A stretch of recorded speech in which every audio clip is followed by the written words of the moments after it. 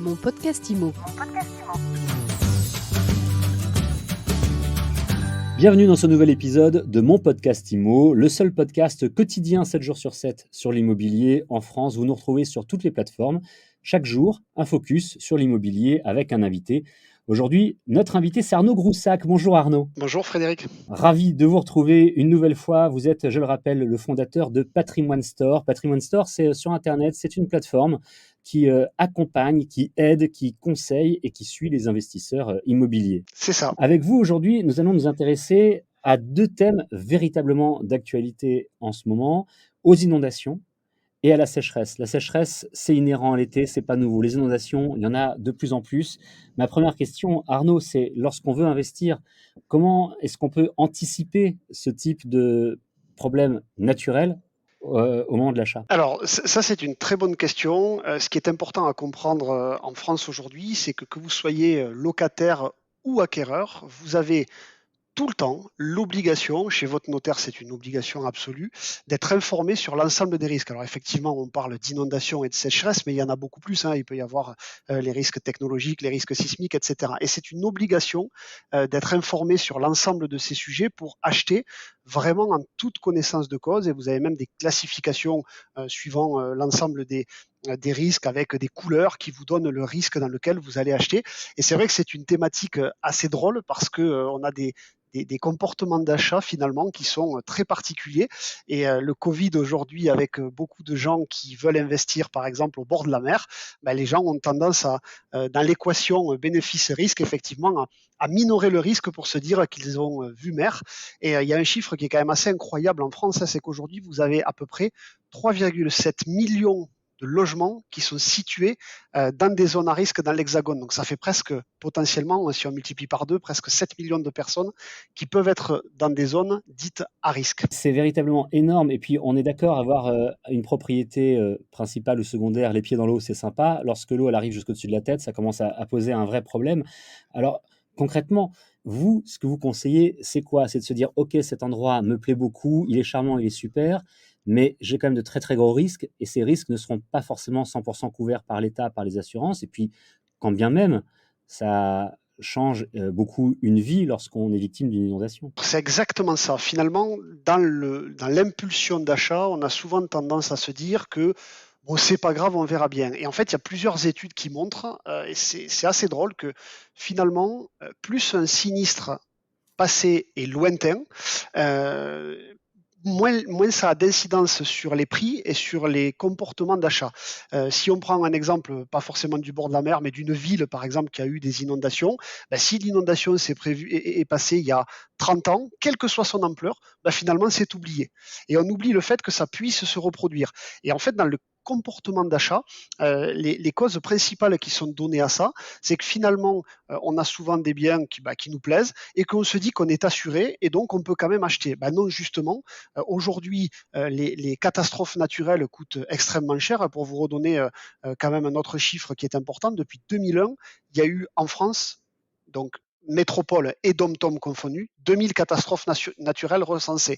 Donc c'est vraiment aujourd'hui des problématiques aussi pour assurer, où vous pouvez avoir des exclusions en tant qu'assureur par rapport à votre assureur. Donc si vous voulez acheter un appartement qui est en zone inondable, privilégiez peut-être, si c'est un immeuble, d'acheter au deuxième étage plutôt qu'en rez-de-chaussée pour avoir le jardin, parce que ça, c'est un exemple, mais c'est vraiment ce type d'événement qu'il faut prendre en compte et ne pas oublier que ce qui s'est déjà passé peut se reproduire.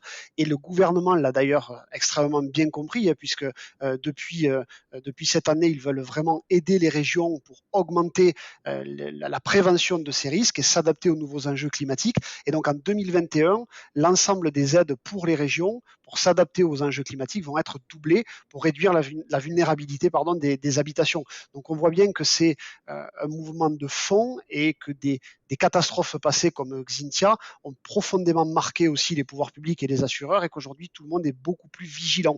Donc faites attention de ne pas être vraiment trop impulsif dans votre achat. Et sans faire de mauvais jeu de mots, Arnaud Groussac, puisque nous parlons d'inondation, mais si on veut rester terre à terre, lorsqu'on achète, c'est aussi souvent un investissement. Il faut peut-être penser aussi que l'exposition, d'un bien au risque naturel, inondation ou autre, hein, d'ailleurs, hein, vous l'avez dit tout à l'heure, ça peut sans doute, j'imagine, faire baisser le prix du bien à la revente. Eh ben là aussi, c'est très aléatoire parce que sur tous les types de biens qui sont exposés proches du littoral et autres, il n'y a aucune baisse de prix. Et c'est ce que je vous disais tout à l'heure.